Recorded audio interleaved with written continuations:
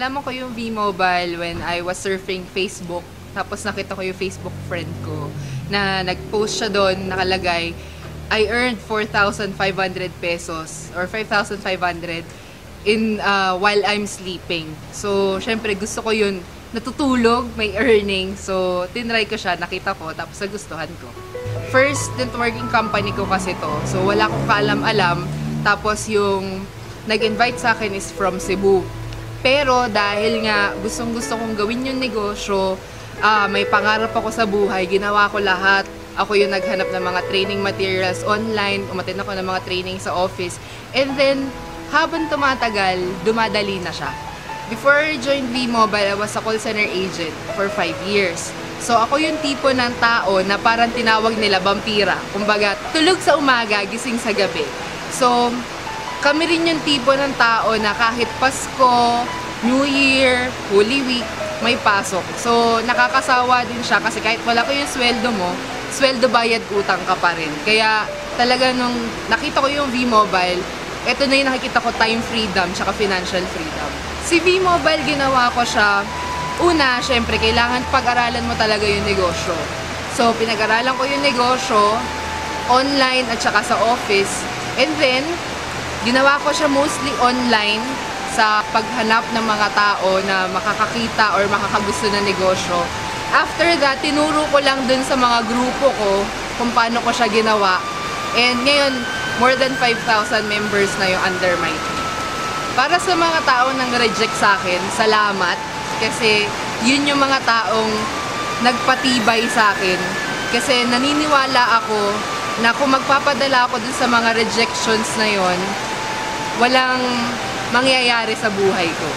Ma-advise ko sa mga members ng V-Mobile, kailangan unang-una talaga is mag-desisyon ka. Kasi kung wala kang desisyon na gusto mong baguhin yung buhay mo, kahit gaano kagaling ng mentor mo, kahit gaano kaganda ng mga trainings na pinoprovide sa'yo, kahit gaano kagaling ng skills and talents mo, walang mangyayari sa'yo kung hindi mo pagdedesisyonan na gawin to. Para sa mga gusto sumali sa V-Mobile, masasabi ko lang sa inyo, i-grab nyo na. Kasi, di ba, ilang beses ka nagpe-pray kay God kung ano yung gusto mo mangyari sa buhay mo. Alam ko may pangarap ka rin. Huwag mong patulugin yung pangarap mo. Maraming paraan, maraming opportunities katulad ng V-Mobile na makakatulong sa'yo for sure. Ang kailangan mo lang talaga is desisyon para maging successful ka sa buhay mo.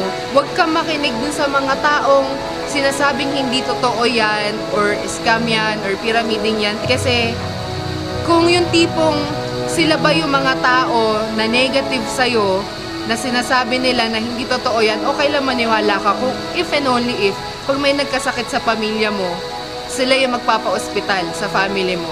Pag nagutom yung pamilya mo, sila yung magbibigay ng pagkain sa family mo. Pero kung hindi, sila mismong buhay nila, hindi nila maayos, papakalman ka pa nila. So, better think and act and decide on your own kung ano bang tingin mo para sa'yo. The winner of the MyTurf MyRide promo and will win the grand prize of Mitsubishi Montero Sport is Miss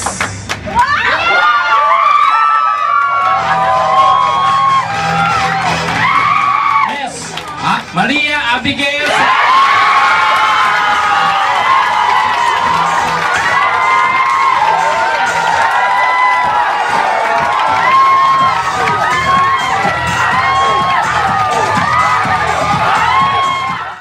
Ayun, so very thankful ako kasi because of V-Mobile, nakuha ko yung pinapangarap ko na brand new SUV, which is Mitsubishi Montero. Nakuha ko siya, pinagkaloob siya ni God through V-Mobile dahil nagkaroon nga ng MyTurf MyRide, which is nung nilaunch siya ng V-Mobile, it's all about incentivized consumerism, which means hindi ka magbebenta ng load, gagamitin mo lang yung prepaid load na lagi mo naman ginagawa, and you will earn from your group's consumption. So, ginawa ko siya dahil alam ko makakatulong siya sa akin at sa company. And may biglang promo dito sa MyTurf niya na program.